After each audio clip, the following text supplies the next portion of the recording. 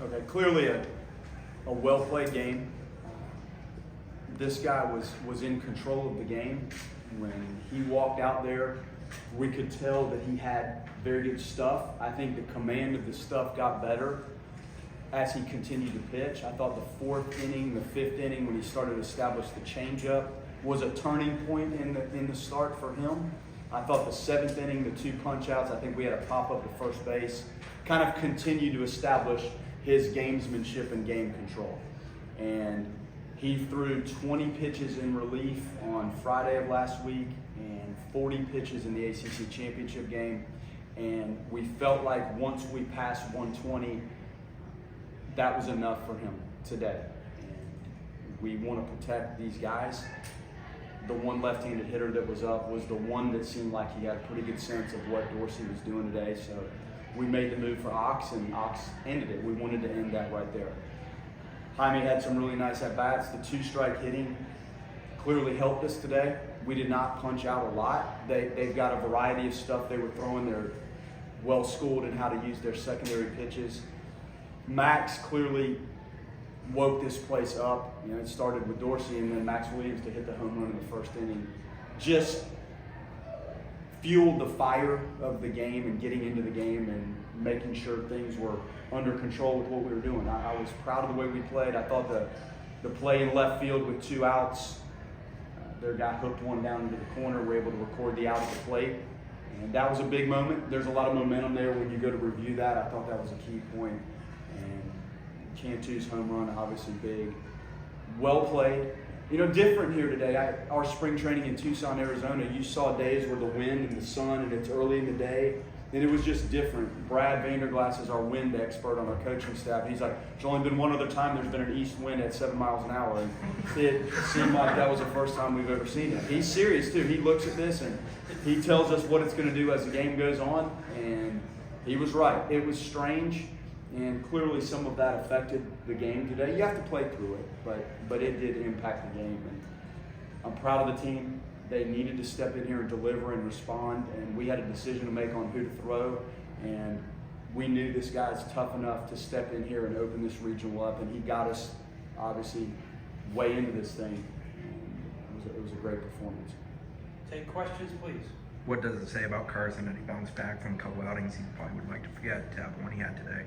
Well, he's a tough guy, and we knew that. And it was time for him to deliver, and we've seen him deliver when we needed it before. He's pitched well against some really, really good teams, and probably had his best performance of the year today.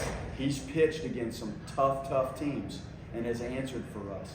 And we thought it lined up. We know our personnel better than we know anything about what's going on in this, and we thought this was the right maneuver to let somebody this tough and ready to go, and in some cases maybe wanted to go out there and kind of flip the script for what happened the last couple times out, and it was in his hands, and he absolutely delivered the goods.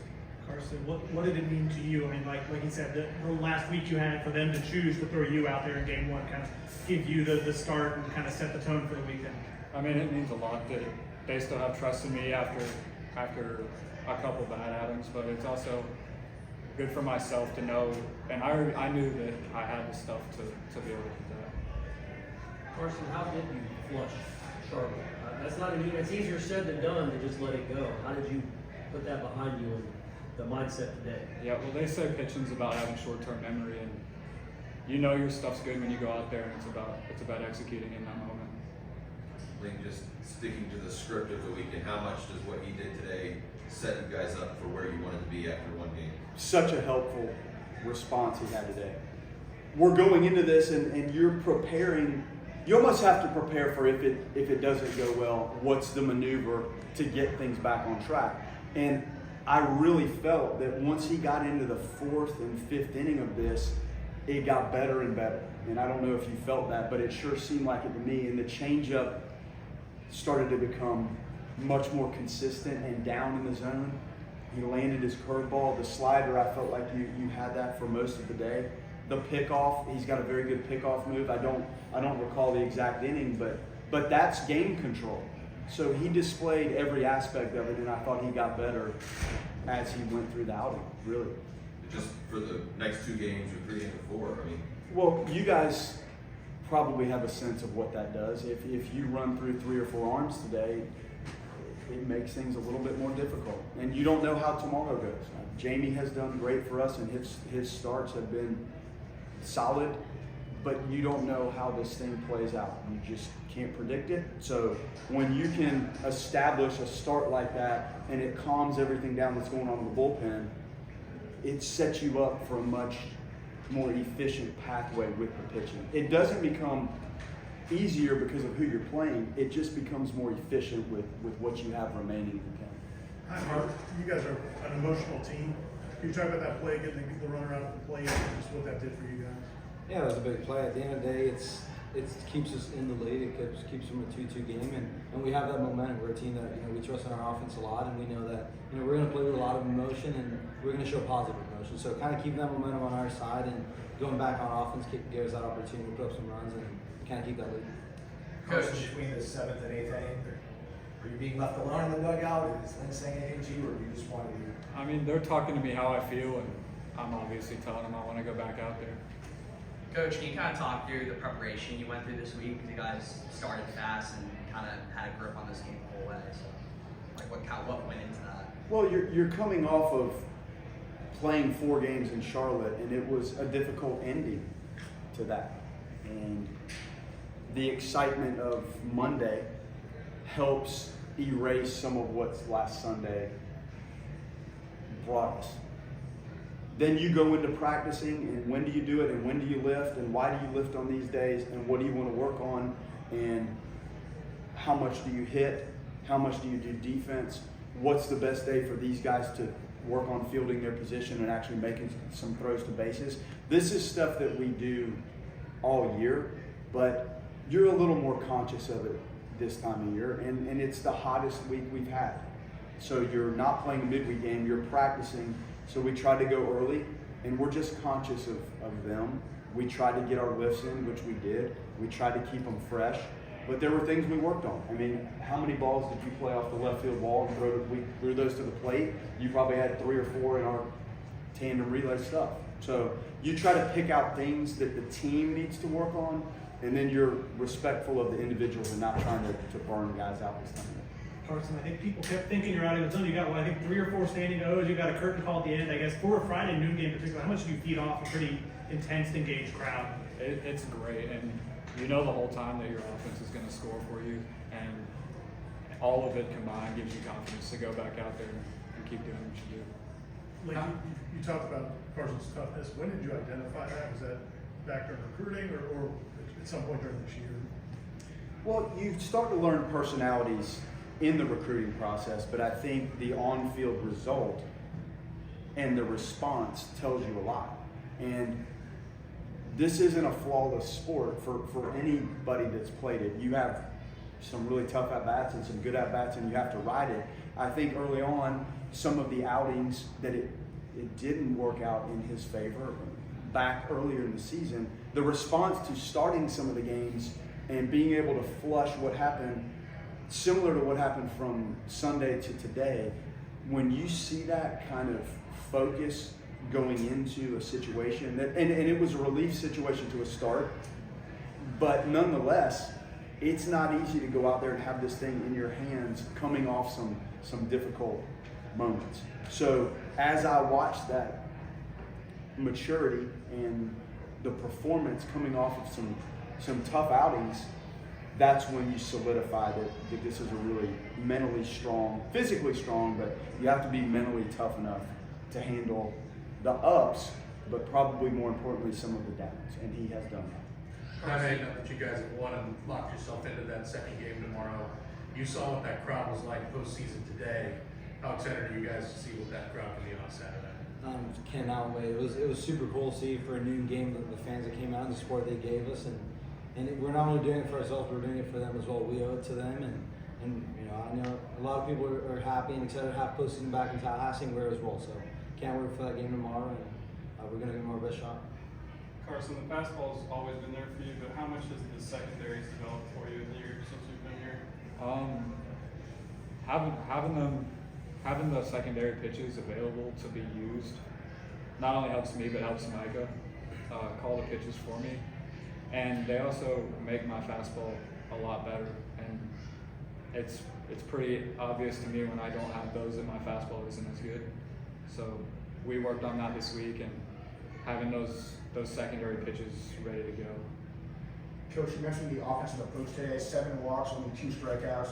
Can you just talk about 1 through 9 what you guys are able to do? Well, it started with Max. Like that's a neat moment. I don't care who you're rooting for in this. That's pretty cool when that starts the game. So, there was enough offensively. There was enough. I thought his at bats were pretty important, especially the 0-2 first and second. Was it 0-2, 1-2? 0-2. The one to left field, the fastball up and in. Like that was a pivotal moment. So there was enough. The base on balls and clearly how they pitched around Tibbs, and Marco responded with some good at bats, which created some traffic. And you would like to see us blow that thing open, but they're grinding and we're putting the ball in play. And we hit some balls. You lined out third, didn't you? And Ferrer smoked a ball. There were some hard hit balls with nothing to show for it. I think Lodis might have lined out. So you're really 1 or 2 swings away from maybe blowing it open. Clearly Cam wasn't really on it today, but as you look at our team and you look at the sport in general, it's hard to see 1 through 9 having like an amazing result to everything. It doesn't mean the at-bats are bad, it's just sometimes the result doesn't match the focus and the intensity you put in play. So I thought it was good. You're 1 swing away from maybe separating a little bit more. That didn't come, but it was enough. Link on that subject, James walked 4 times. Well, he scored 3 runs when he walked. So that's the guys behind him taking advantage of the team pitching around him, right? And you have to be disciplined enough to be pitched around. And you could tell sometimes, when you get a 3-0 breaking ball, and there's some moments where clearly they were respectful, but there's some other times when you have to lay off some tough pitches early in the count to get yourself in a position where you have a chance to walk. And he wasn't the only one that had some good at-bats. So yes, that pressures people. The base running is a discomfort when you're on the mound and you're playing defense. So we had a lot of traffic, and I think it pressured them. So that was enough.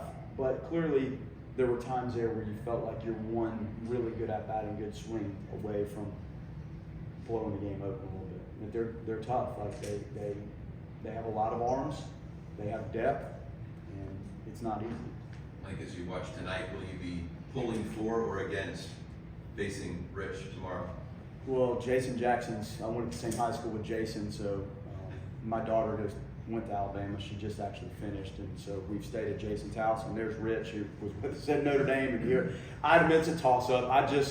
You guys go sort that out, and you just fight it out. I hope you guys play 17, 18 innings and just grind through everybody in the bullpen, and guys get exhausted, and we'll see somebody tomorrow. So that's kind of how I feel about that. Carson, you were a freshman in high school last time Florida State was able to win here in front of a crowd like this in playoff baseball. To be a part of this, to know that you are a part of, the next generation of Florida State baseball, what does that mean to you? I mean, it's huge to me, and it's a group effort.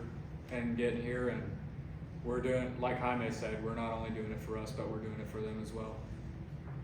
Jaime, were you guys thinking at all about that game a couple weeks ago? Absolutely. No, absolutely.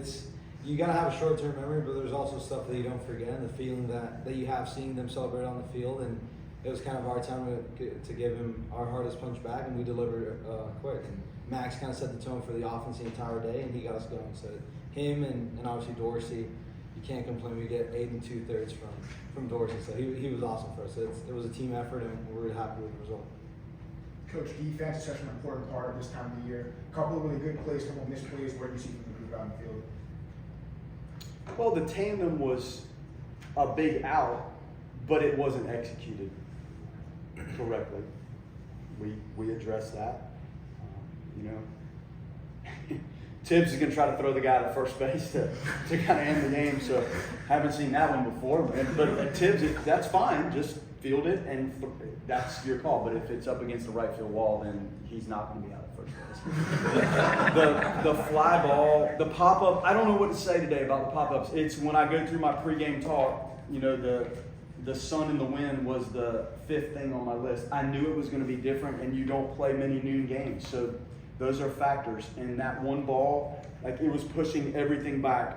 Cantu had a couple tricky ones at first, but everything's blowing back. I bet the ones Cantu caught could have been foul balls if you have a normal day or the wind blowing the other way. It just hung up and blew back, and they're right-handed batters that with his fastball and the way the ball works up and away, there's a lot of activity there. So it wasn't an easy day to do some of the things defensively that you may think are easy. It was just a strange atmosphere, and visibility was a little different out there today.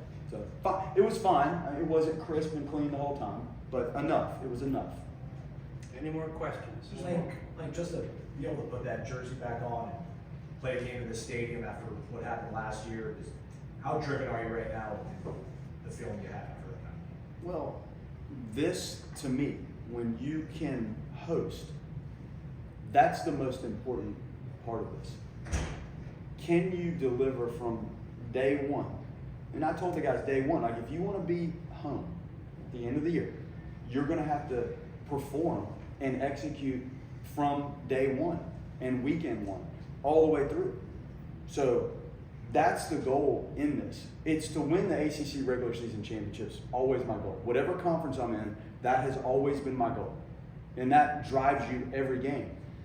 But right there with it, and probably more importantly in this situation here at this program, is can you play well enough all year? Can you handle the midweek games? Like, to play Stetson twice in the middle of the week, those are tough games. So this long haul this year is the indication of their ability to manage from the middle of February to June. And that is not easy. So the reward of this is the reflection for me that they delivered the result from day one. We were not healthy from day one. We battled some things all year. That's what this is about for me. I can look at the program and the team and say that team executed and put themselves in position to play at home. And then when you factor in that they're a top 8 seed, that even means more to me. So that's why I do this. I do it for these guys, and maybe that's why I took him out, because I wanted to make sure we protected him a little bit, and then I do it to put our program in position to be at home right now. But that's an all year. This doesn't happen because you play well at the end of the year. You have to deliver from the beginning of the season all the way through. Take a last question, please. I was just going to ask, it's only one game, but what can this do for Carson? I mean, on this stage, to have a game like that. Well, I think the experience of it, he hasn't pitched in a game like this. It's a postseason game, and we had a lot of guys out there that haven't experienced what one of these games is like.